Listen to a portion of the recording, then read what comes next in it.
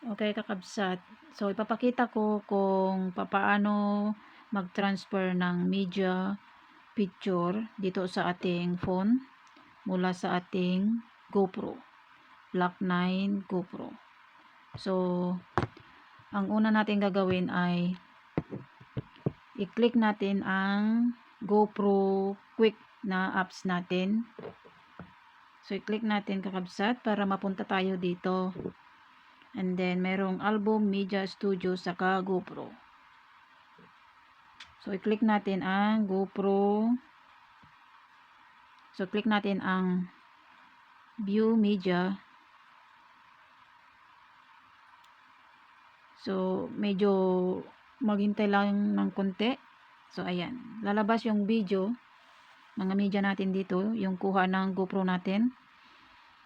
Ang gawin natin ay i-download natin muna siya.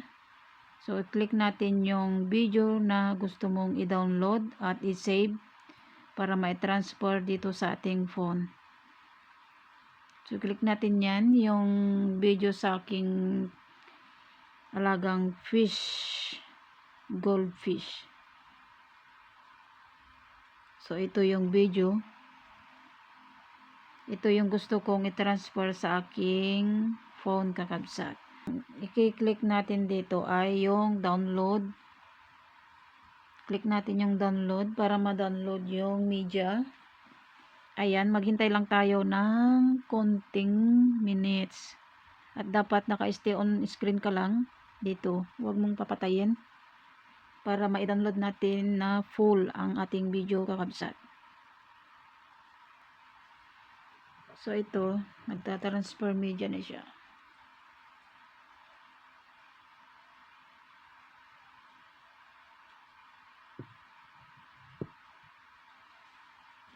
Natapos nang na-download kakabsat, i-click natin tong naka-highlight dito sa baba.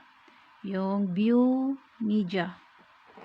Di na-download na ang video. Meron tayong nakikita dito sa taas kakabsat. So, i-click natin itong, ito, nasa gitna. Itong sign na ito. I-click natin to para ma-save sa ating gallery dito sa ating phone ang na-download na video. Ngayon, may lumabas dito na save to phone, share, create, share link, and GoPro award. So, doon natin i-save sa cellphone natin.